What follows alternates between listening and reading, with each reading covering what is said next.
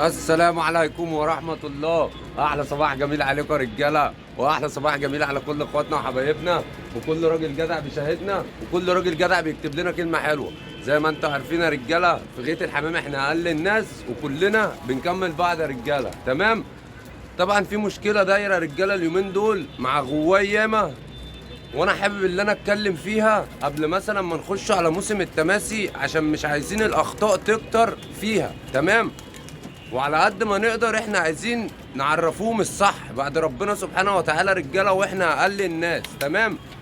طبعا صدر قدامي كده رجاله كام موقف شفتهم، تمام؟ من الغواي بيقول لك الحمام جامد بره وبيجي يتحاش جوه، تمام؟ حمام يطلع يشك في مناطق بعيده وجامد، وهو راجع بيتغفل في منطقته، تمام؟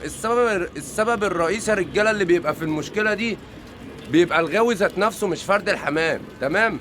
ليه؟ عشان الغاوي وهو بيحد الحمامتين ما بيعرفش ما بيخليش الحمامتين يعرفوا الغيات اللي حواليهم والحمام اللي حواليهم عشان يجمدوا ويميزوا المكان بتاعهم.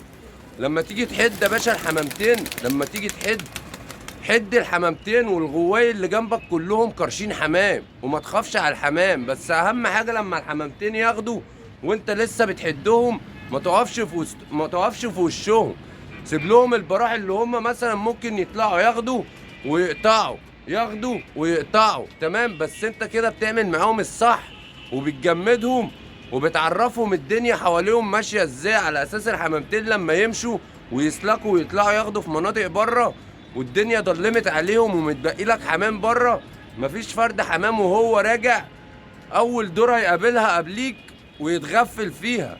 فانت لما بتيجي تحد يا باشا بتعرف الحمامتين الدنيا في المربع عندك كلها ماشيه ازاي.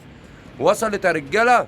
هو دوت السبب الرئيسي اللي بيخلي الحمامتين يتحاشوا في المربع بتاعهم وهم بيجمدوا بره، اللي انت وانت بتحدهم ما بتخليهمش قاطعين على الدنيا حواليهم ماشيه ازاي. جنبك غيات وجنبك حمام، خلي الحمامتين وانت بتحد يطلعوا يشوفوا الدنيا حواليك ماشيه ازاي ويميزوا مكانهم. وصلت يا رجاله؟